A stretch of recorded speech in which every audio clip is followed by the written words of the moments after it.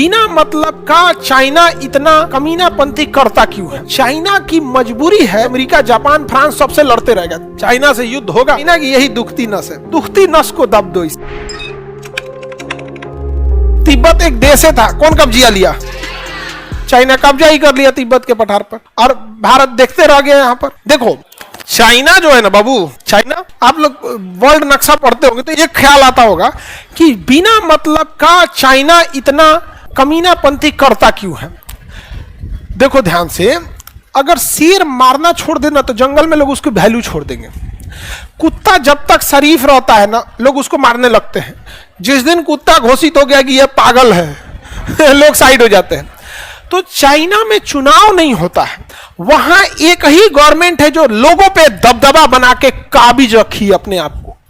तो दो ही शर्त है जब आप किसी को ऊपर, सरकार दो ही तरीका है कि जब पूरे देश के ऊपर कंट्रोल कर सकती है। पहला, पैसा गवर्नमेंट के पास ज्यादा हो।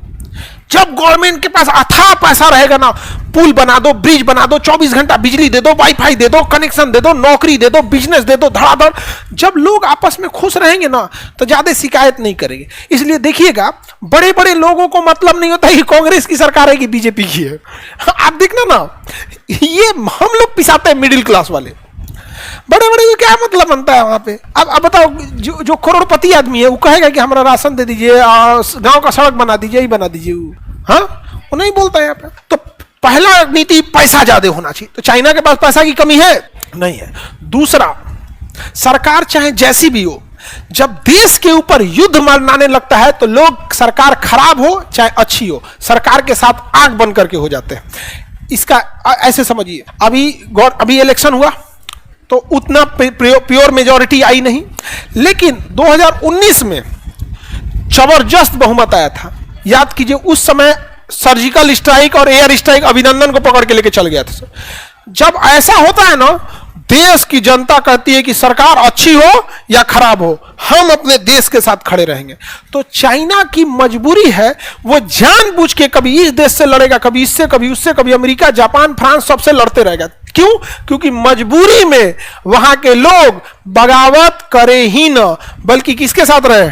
गवर्नमेंट। समझ में आ रहा है? किसी की दुखती नस को दब दो। इसे चाइना की यही दुखती नस है। तीसरा रीजन होता है, दुनिया से संपर्क तोड़ दो वरना लोग बगावत सिखा देंगे। इसलिए चाइना में गूगल नहीं है, उसका अपना है। व्हाट्सएप, फेसबुक, ट्विटर, ये सब नहीं, उसका अपना है। वी चैट, पता नहीं क्या क्या, सब चीज उसका अपना है। इसलिए चाइना बार बार लड़ते रहता है। ठीक है, चाइना से युद्ध होगा, क्या जरूरत है युद्ध लड़ने बिना? अब तो चाइना, लड़ाई फाइनेंशियल होती है। किसी को पैसे से कमजोर कर दो, युद्ध हार, आप जीत गए। दुनिया का कोई भी फिल्म देखना, गुंडा के पास पैसा बहुत रहेगा, तो किसी को हराना है तो किससे कमजोर कर दो? पैसा से कमजोर कर दो। अगर आपके पास पैसा है, किसी को दे दीजिए, दो हाथ दे के चल आएगा। नहीं समझे? अब जैसे भारत के पास ही पैसा है, अभी चाइना के पास बहुत पैसा है, दो बंदूक दे देता है किसको? पाकिस्तान को, चला देता है हम लोग के ऊपर। नहीं समझे?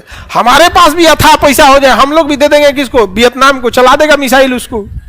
लेकिन दिक्कत क्या है, हम लोग उसको ब्रह्मोस मिसाइल दिए हैं। एगो मिसाइल है 300 करोड़ की। एगो मिसाइल कितना की है? 300 करोड़। सोचिए, लड़ाई हो रहा है कि पैसा फेंका रहा है? आपको लग रहा है मिसाइल गया, कितना का है? 300 करोड़। तो युद्ध में अर्थव्यवस्था बहुत प्रभावित होती है।